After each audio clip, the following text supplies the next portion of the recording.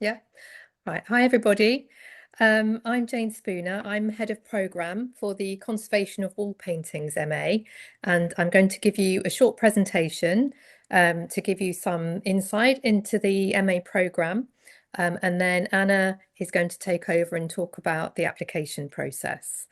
Okay, so we're just starting off with an image of one of the wall paintings in the Courtauld Gallery. And next slide, please. So, talking about the MA in Conservation of Wall Paintings, this is the virtual open day. Welcome. I'm Jane Spooner, and my colleague Sibylla Tringham is not joining us today. She's unwell, but there's a photograph there of Denise Invermoto, who is our fieldwork supervisor, working on one of our fieldwork sites in India a few years ago. Okay, next slide, please. And the next. Thanks. So, if you can go back, that's brilliant. Thank you. Just to give you a slight overview of the kinds of projects we either have been involved in the past or are continuing to have some involvement in, whether it's field work or for teaching or for research purposes. So this is the Grandmaster's Crypt at St John's Co-Cathedral in Valletta, Malta. And this was a fieldwork site for our conservation students a number of years ago, and it continues to be a site of research for one of our colleagues. So we have an ongoing environmental monitoring research project going on in this wonderful Baroque space. Okay, next slide, please. And the next for the image. Thank you.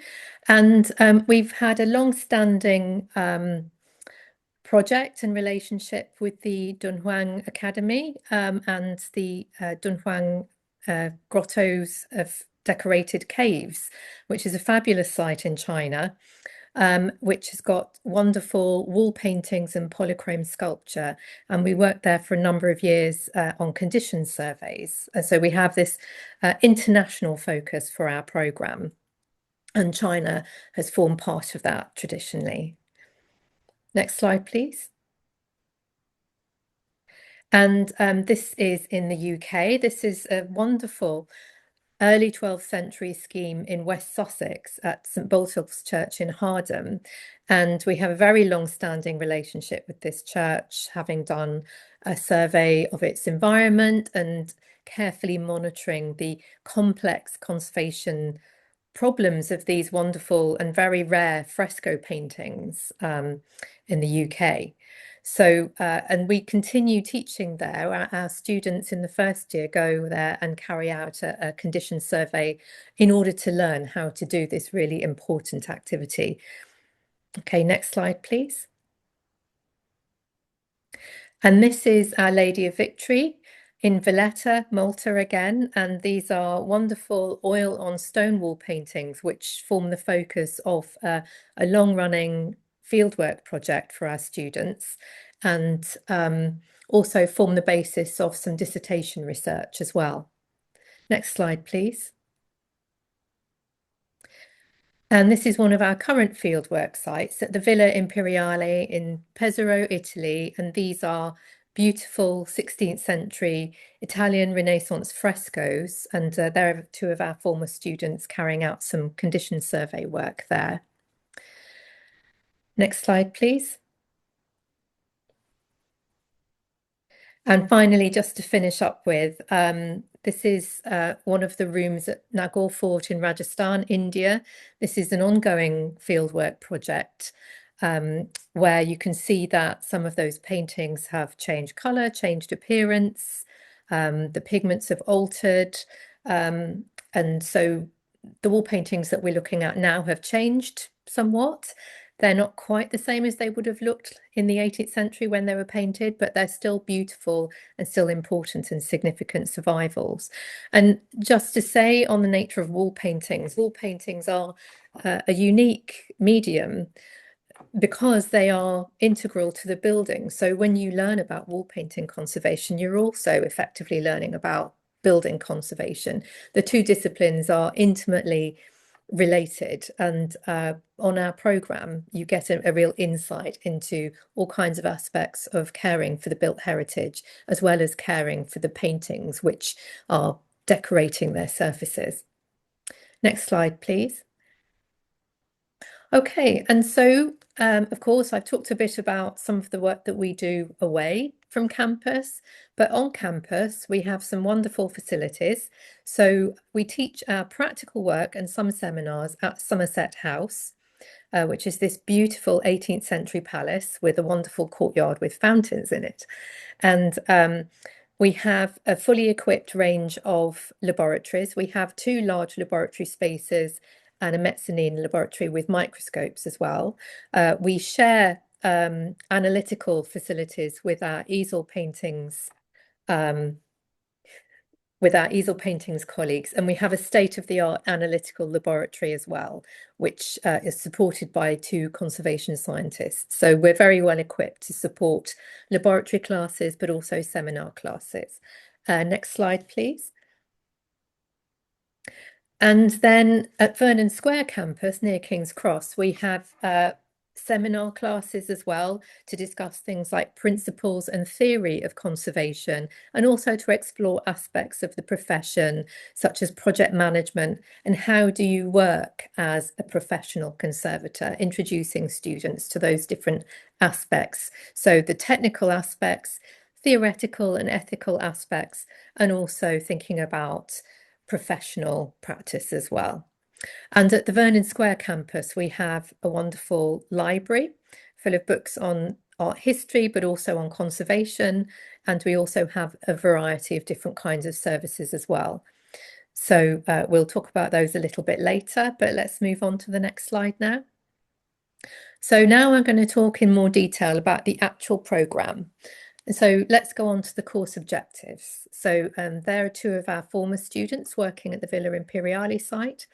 And so by the end of the course of study, you'll be able to design and implement a holistic programme of wall painting conservation with full awareness of professional ethics and values. So when we teach wall painting conservation, we're not just teaching you about what to do with your hands. We're also teaching you about a whole range of ethical and value systems which are internationally recognised. And as a practicing conservator, you'll be able to bring this understanding to bear when you're designing a conservation programme. So we'll also look at how do wall paintings deteriorate? They might deteriorate as a result of the original materials that were used to create them, or a range of environmental factors such as water penetration, for example. Or it might just be previous conservation treatments from previous eras can also cause problems. Or it might be a combination of all three of those situations. And so you'll be trained to assess and understand these mechanisms, but also then start to work your way towards addressing those mechanisms. So you will also learn how to examine and assess the original and added materials on wall painting. So part of understanding their deterioration and their present state is to understand exactly how they're made. And added materials might be later wall painting schemes, or they might be conservation treatments which were added maybe in the 19th century or in the 1960s. And so you'll be learning how to examine and assess these different states of wall paintings. Part of that also, when we talk about a conservation treatment, we don't just mean interacting directly with the wall painting. We also talk about understanding the environment of the wall painting. And so you'll be learning how to carry out monitoring of the environment, but also how to monitor change in the condition of wall paintings and how to implement maintenance programs which would be beneficial to the care of the wall painting. A really important part of being a wall painting conservator is writing reports and contributing to the archive of wall paintings. So we'll be teaching you how to write written, graphic and photographic documentation, producing reports for conservation, which ultimately is something as a professional you'll be sharing with your clients. And so really important aspect of the course. And in the final year, you'll be designing, you'll be proposing, designing, and carrying out an independent research project. So we'll also be teaching you about research skills and how to carry out this important research. So there are different kinds of research which we do on the course. There's research to inform your coursework, but also there's an independent, much larger research project at the end in the form of a dissertation. Next slide, please. Okay, so let's talk about in more detail about how the programme is structured. So on the right there, we have this wonderful ceiling painting at Bundi Fort in Rajasthan, which is where some of our students and former interns have previously worked. On the left is the project structure. So before the course starts, successful applicants, if they haven't carried out a science course in advance, so if they haven't got a degree in science, then you'll be required to undertake a pre-course online chemistry course, which the Courtauld provides. And typically, applicants would come from different backgrounds, such as art history, the natural sciences, archaeology, all kinds of disciplines. So in year one, there are modules in the principles and theory and practice of wall painting conservation, history of materials and technology of wall paintings, the documentation of wall paintings, art history, and fieldwork. In year two, we'll be looking at principles, theory, and practice in a more intensive and advanced way. You'll also be learning about the preventive conservation of wall paintings, the technical examination and microscopy of wall paintings, professional practice and research skills, and also more field work to get your hand skills and assessment skills in a better state.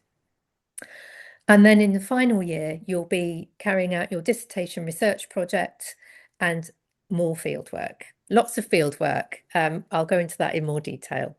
Next slide, please. So in year one, there is Art History Foundations, and Art History Foundations really is a way of familiarising those of you who may not have done an art history course before with the reasons why wall paintings are important, why they're significant, how they fit in with a more general approach to art history. And for those of you who have got an art history background, it's a really important refresher and reminder. Okay, next stage, please. So with the History of Materials and Technology module, there's a combination of laboratory classes and seminars. So you can see two of our current students that work in the laboratory, but also there are theoretical sessions in the seminars as well.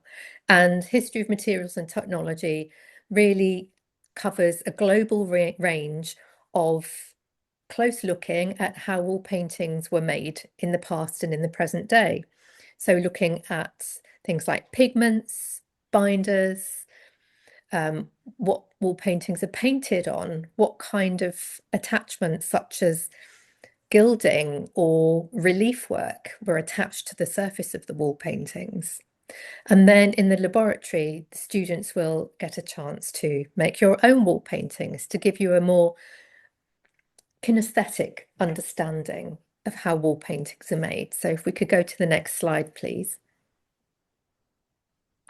So History of Materials and Technology, then these are just some photographs of former students working on their replicas. So they make replicas in order to understand better how wall paintings are made.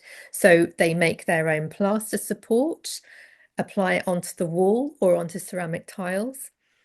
And then they do their preparatory drawings, and which you can see on the plaster in the middle picture, and then at the end they apply the paint. And this is a really satisfying and interesting way of learning about what wall paintings physically are, but also these replicas are then used quite intensively for learning about how to treat wall paintings as well.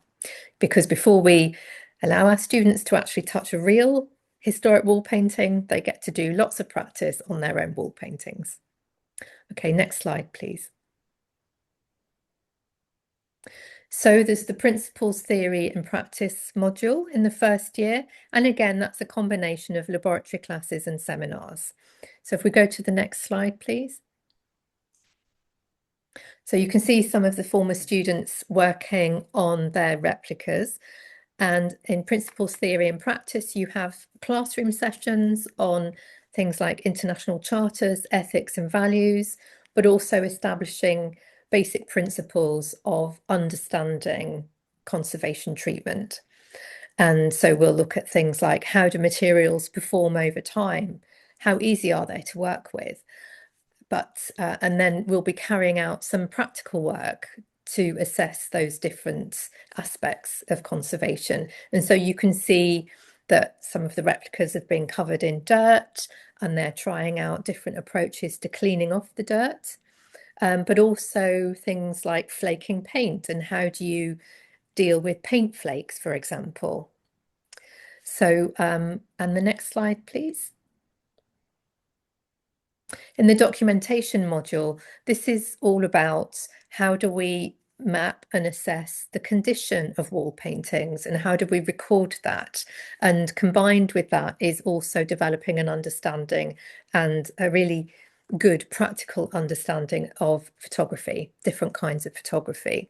And so here we've got a student examining one of our current fieldwork sites, St Jude's in Hampstead, just looking at the paintings with raking light, for example. So methods range from the very simple to the much more complex, and you'll be learning about these different methods for documenting wall painting condition. Next slide, please. And so this is a more advanced form of documentation where you can see a student working at Mogao, assessing the condition of the painted surface and also the support that the painting is painted on.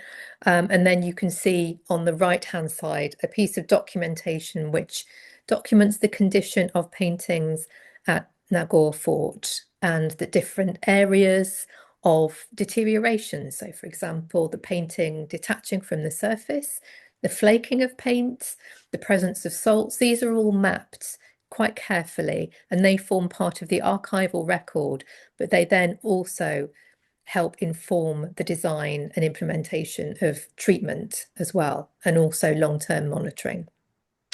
Okay, next slide, please. So to complement the theoretical seminars and also the practical work in the laboratory, we go and see a lot of wall paintings. So unlike our easel painting colleagues, where of course easel paintings can be brought into the studio for them to examine and work on, as wall painting conservators, we actually have to go out to see the wall paintings. So we go on lots and lots of site visits in the first and second year, which includes going to Hardham. You can see some students at Hardham there. And you can see on the right some students going to see a current conservation project at Blenheim Palace.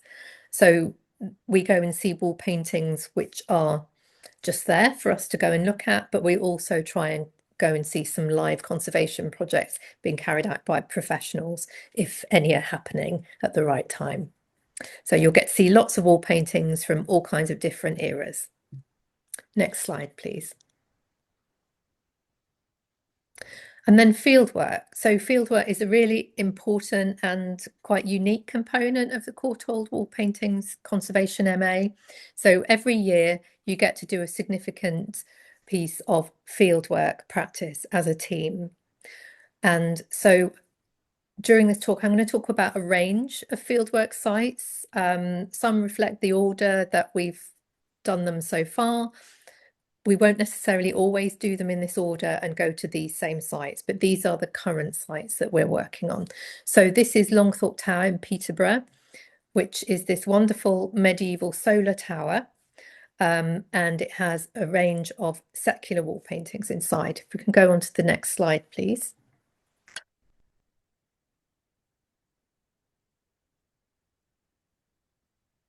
Excuse me. So this is a fisheye lens view of some of our wall paintings students working at Longthorpe Tower on these 14th century wall paintings. And you can see they're very busy carrying out hands-on treatment. So this is after the condition survey has been carried out and a treatment has been designed, and it's now in the implementation stage. But you can see that they're really hands-on. And they're informed by their work in the principles, theory and practice module in particular, but all of those other modules are feeding into their knowledge and informing what they're actually doing with their hands. Okay, next slide, please. So you can see some of the students there working away. So there were historically faulty fills and repairs which were beginning to cause damage to the wall paintings. So some of those are being replaced, and you can see the students concentrating on replacing some of those inappropriate or deteriorated fills with new lime-based mortar fills. Okay, next slide, please. And in year 2, next slide, we study subjects in more detail and at greater intensity. So one of the modules is on technical examination and microscopy. And so this is really getting a deeper scientific understanding about the materiality of wall paintings, what they're made from, and what is causing their deterioration. So at the bottom there, you can see 2 tiny samples which were taken from wall paintings and then mounted in resin and examined in section and photographed at a large magnification. And you can see those different layers, well, they're layers of paint with some gilding on the top. And then on the right, this is a close examination or in situ examination of the wall paintings at Longthorpe Tower. And you can see some of the deterioration there caused by the conversion of lead pigments into alteration materials. Okay, next slide, please. And then just to talk a bit more about the application of some of the skills that you'll be learning on this module. So things like using portable FTIR to understand more about the components of both the original pigments and materials used at the fieldwork site, but also understanding the presence of added materials such as preservative coatings, which have been applied in the past. Using infrared thermography there to understand the nature of the support and the different conditions affecting the nature of the support. So when I say support, I mean the wall that the painting is painted upon. And then underneath we have multispectral imaging, again, to try and ascertain more knowledge about the disposition of added materials like wax coatings, for example, and also the presence of original pigments as well. Next slide, please. There's also a module on preventive conservation of wall paintings and their surrounding structures. So this really is looking at environmental conditions of the wall paintings, because the wall paintings might deteriorate or behave in different ways in response to these environmental conditions, both outside a building and also inside it. And at the bottom there, you can see an environmental monitoring spectrum, which actually shows you things like relative humidity, atmospheric temperature, and absolute humidity. And so you'll be learning how to measure these different variables and assess how they affect the wall paintings. Next slide, please. So when I say preventive conservation of wall paintings and their surrounding structures, I effectively mean the building. And so this module really engages with the nature and condition of the building support upon which the paintings are painted. And on the right is a wall painting that's quite strongly affected by the way sunlight falls through stained glass windows onto the wall paintings, and the condition of how those paints have responded to light on the surface of those wall paintings has been measured. So things like measuring moisture, but also heat, temperature, sunlight, all of those different aspects are examined and assessed in this particular module. Okay, next slide, please. And then you carry out a module on project management, professional practice and research skills. So this really is a combination of gaining deeper insight into how real world wall painting conservation projects happen and are run. And we bring in a range of professional speakers, a range of guest speakers who are practicing in the field to give deeper insight into that area. But also we'll be giving much more intensive training into your research skills and approaching and proposing writing a dissertation. Okay, next slide, please.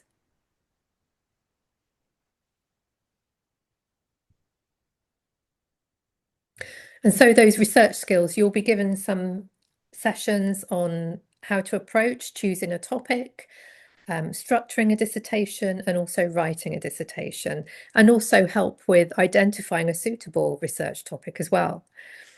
So, and we also have our library and all kinds of other research aids to help you. And I'll talk a bit more about those in a moment. Okay, next slide, please. And then more intensively looking at principles, theory, and practice in the second year, and more practical work on things like the cleaning of wall paintings, but also the consolidation of wall paintings. So in the top right and the bottom left, you can see students working on the grouting of wall paintings. So effectively, that means consolidating a wall painting by preventing it from shearing away from the wall and providing a kind of sticky adhesive filler behind which prevents that from happening. And then the other two images show students cleaning wall paintings and using different methods for that. And so you'll be carrying out much more detailed, more specific training in these two highly complex areas. Okay, next slide, please. And again, just some more images from that particular module, which is complemented by detailed laboratory sessions. Okay, next slide, please. And then fieldwork again in the second year. So, for example, the current second years will be going to our new site at St Jude on the Hill in London, which is a collection of paintings in a wonderful church built by Sir Edwin Lutyens, and the paintings were added by Walter Starmer in the 1920s. And next slide, please. And so the students will be beginning by investigating the nature, a condition of the wall paintings, carrying out detailed condition survey, carrying out tests and trials, and working towards a diagnosis of the problems and designing a conservation strategy. Okay, next slide, please. And there's some more of the wall paintings that they'll be working on at St Jude's. Next slide, thank you. Year 3. Next slide. And then just to conclude, the module for the third year on the dissertation research project. This is just an example of some of the former dissertations carried out by previous students.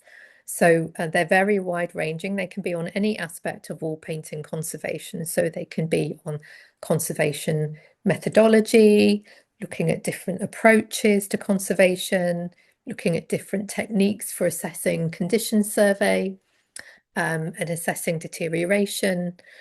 So yeah, we've got a wonderful range of dissertations already, and it would be great for you to add your skills and work to the next body of knowledge about wall painting conservation. Next slide, please. So this is just an example of one of the previous students' work, looking into the bacterial remediation of wax coatings on medieval wall paintings. So really looking at a new method for reducing historic coatings which have been applied to wall paintings in the past to preserve them, which have actually begun to cause problems for the wall paintings. So this is just an example of the kind of dissertation research which could be really valuable to the field. Okay, next slide, please. And then finally, in the third year, you do fieldwork at 2 sites. So it so happened that last year the students were working at the Villa Imperiale in Italy again, and having been there in the second year, and then next slide, please. So these are really beautiful mid-16th century paintings, which were mostly painted in fresco, but had some additional materials added in different techniques. And next slide, please. And so the students at the Villa Imperiale work with our partners on that fieldwork site, which is at SUPSI, which is a Swiss university, and they get to work together on these wall paintings in Italy. Next slide, please. And then finally, our last third years worked also at the Nagaur Fort in Rajasthan in India, carrying out some detailed research into conservation conditions and approaches to addressing some very complex and wide-ranging problems of the wall paintings in this beautiful site. Next slide, please. And that's just to finish. And there's one of the students working on some cleaning of some exterior wall paintings at the Nagaur Fort in Rajasthan. Next slide, please. And so for your work on the course, we've got a variety of brilliant resources for the study of wall paintings, and we've got several collections of materials. So next slide, please. So we've got a really extensive collection of conservation books and journals, which are in the library at Vernon Square, but also you have access to a huge range of digital resources as well through the library. But we also now have the National Survey of Wall Paintings, which is online and also in hard copy, which is available for students to access. Next slide. And we also have an extensive supply of archival real materials such as wall painting fragments, samples taken from wall paintings, and also a huge array of materials such as pigments, but also conservation materials as well. Next slide, please. And just to finish with, we have a range of alumni and partners. So next slide, please. So former students have gone on to work for all kinds of organisations, as well as setting up in private practice by themselves and then working for organisations like these. So we have alumni who work at Historic England, English Heritage, Historic Royal Palaces, National Galleries of Scotland, the Church of England, the Getty Conservation Institute in LA, ICROM in Rome, and the list goes on. And also a wide range of students have gone on to set up their own businesses and work in private practice as well, working on the conservation of wall paintings around the world and in the UK. Next slide, please. And these are just some of the projects that our alumni have worked on. So we have the Painted Hall in Greenwich on the left, and then the Tomb of Tutankhamun in Egypt above, and then Debre Mariam in Ethiopia on the bottom there. So a real international range of projects covered by our alumni. And next slide, please. Okay, so over to you, Anna. That's great. Thank you, Jane. Lovely. So my name's Anna. I work in the admissions team at the Courtauld, and I'm just going to be running you through sort of the basics of the application and admissions process. So starting off with key dates. So applications are now open, so you can apply kind of from now onwards, and the deadline is the 12th of January. So another thing to be aware of with that deadline is that the scholarship application deadline for all of the Courtauld linked scholarships and funding is also the 12th of January. So it is really important to have that kind of deadline in mind. If you're successful at the application stage, you will then be invited to interview, and I've got some more details about what will happen kind of prior to that to talk about in a little bit. So first things first, our entry requirements. If you have UK qualifications, either you're a UK student or you've studied here in the UK, successful applicants will normally have achieved a good 2-1 in their bachelor's degree, either in fine art, history of art, archaeology, or the natural sciences. But as it mentions there, and as I think Jane kind of briefly touched on earlier, we do kind of welcome applicants from all different forms of academic and relevant professional experience. But that's just kind of what we successful applicants typically kind of have. If you have overseas qualifications, again, because you're from overseas or because you've studied overseas, what we're looking for is equivalent grades to that good 2-1. So a prevalent example is US applicants. They would typically have a GPA of 3.3 or above. But we do have a really helpful website called International Entry Requirements, which goes into a little bit more detail on the different equivalences for different countries. So I would really recommend taking a look there if you have any queries, or reaching out to our international team at international@courtauld.ac.uk if you have any questions about that, and they'll be happy to help. And then lastly there is our English language requirements, if applicable, so if your first language is not English.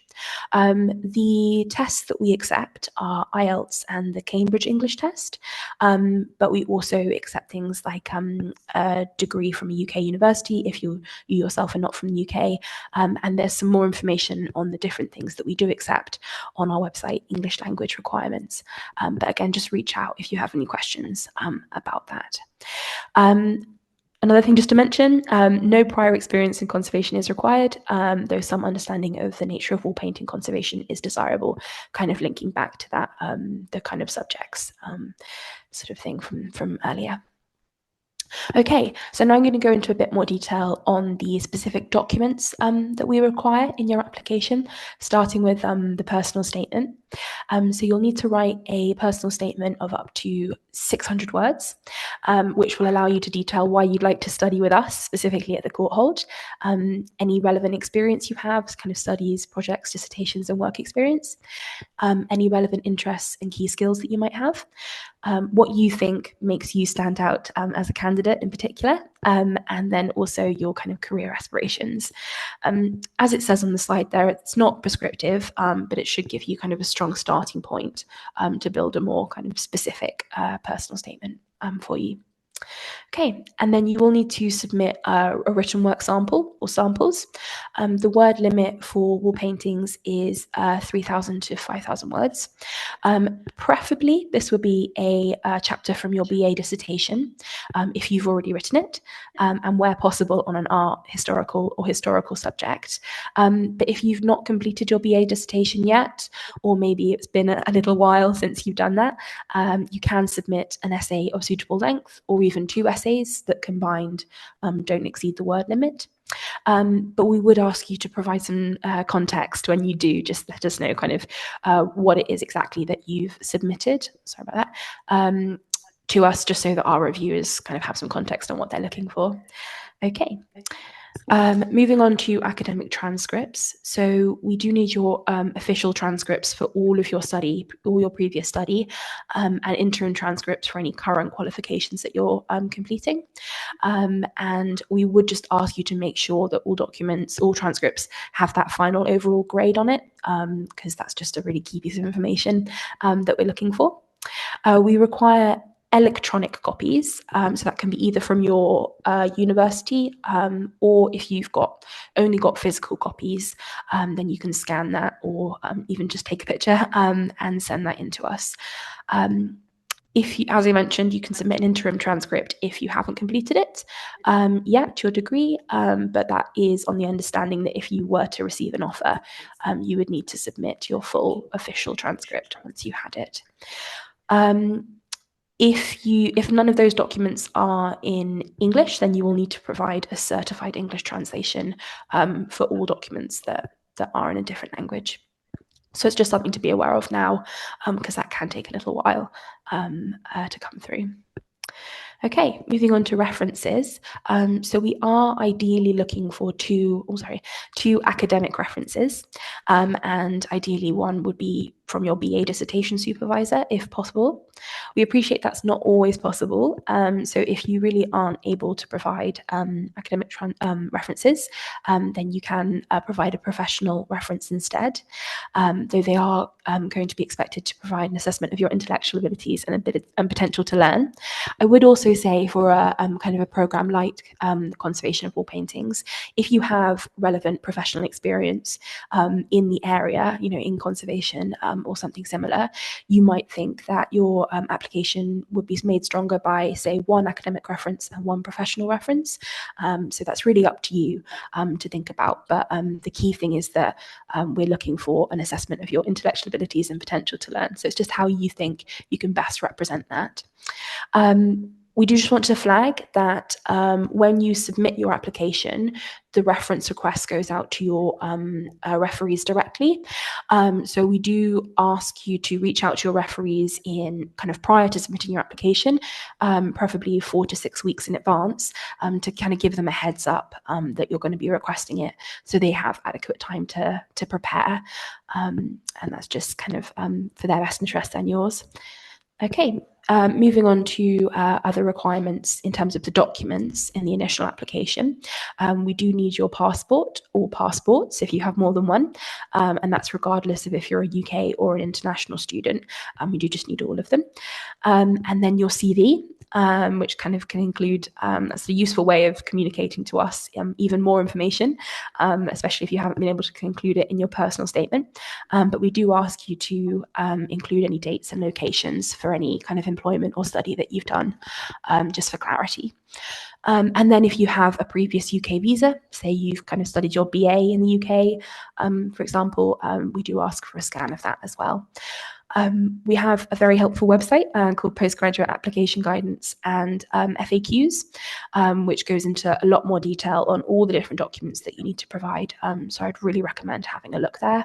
But then if you had any follow-up questions, you could reach out to us at PG Admissions at Courtauld .ac.uk. Okay, moving on.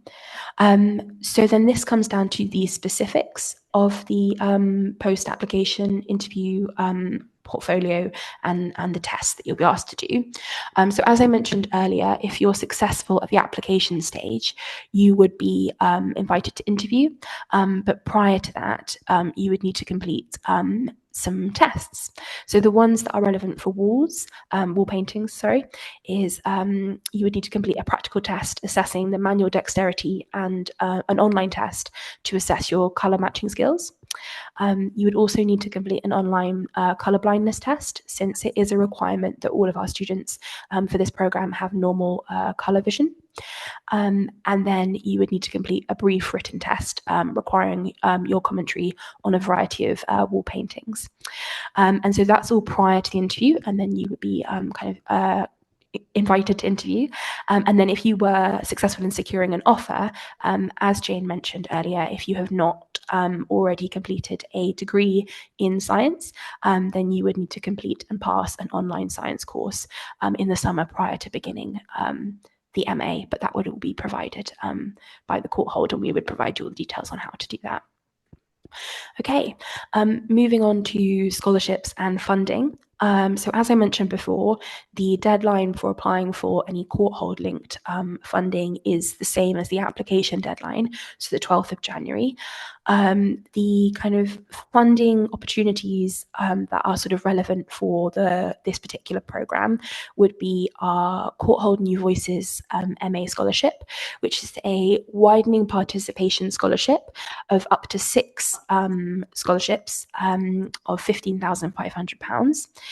As I mentioned, they are assessed on widening participation criteria, which is all laid out on the website. So I would recommend having a look at that criteria and seeing if you think you would be eligible for that.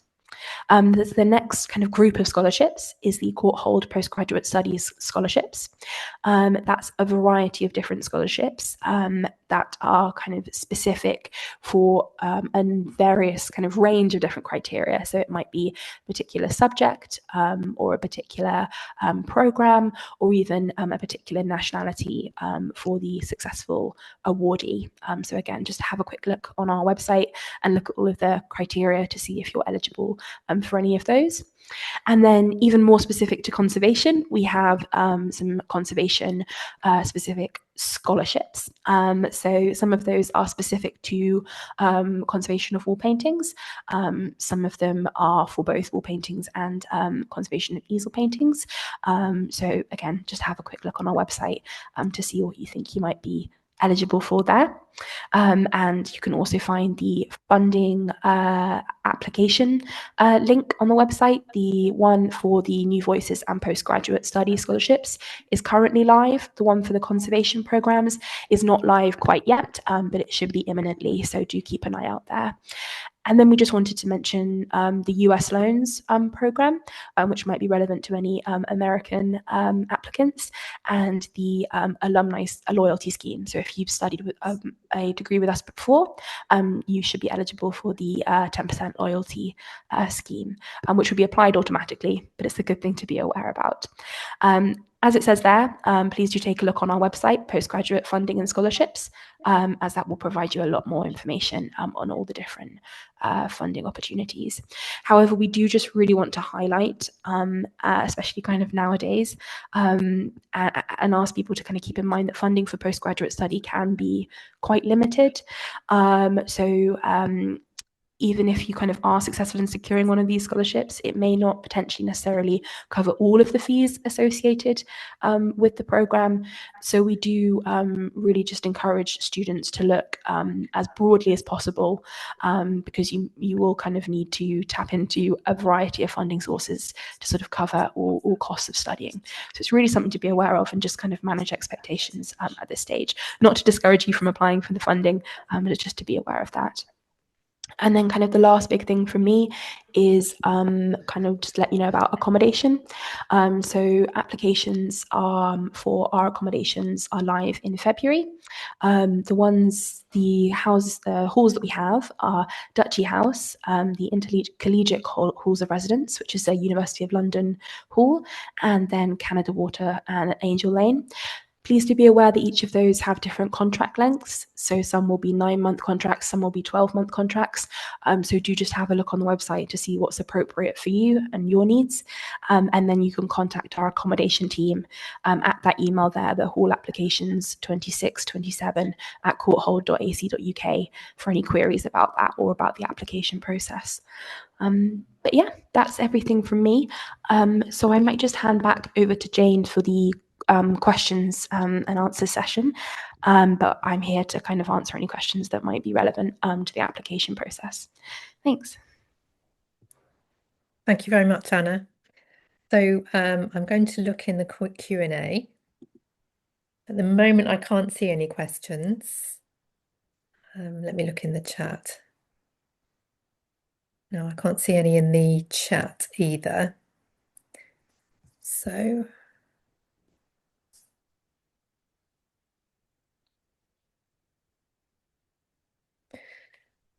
okay, I'm wondering, are there any questions? Oh yes, okay. I'll give it a few minutes. Yeah, they might just be coming up with them. So yeah, I'll give it a few minutes. Otherwise, if a question occurs to you later, if you can email instead. Yeah. Yeah, just to reiterate, the email for postgraduate admissions is pgadmissions@courtauld.ac.uk. So you can always follow up with any questions Mhm, about the application process if you like. mhm. That's great.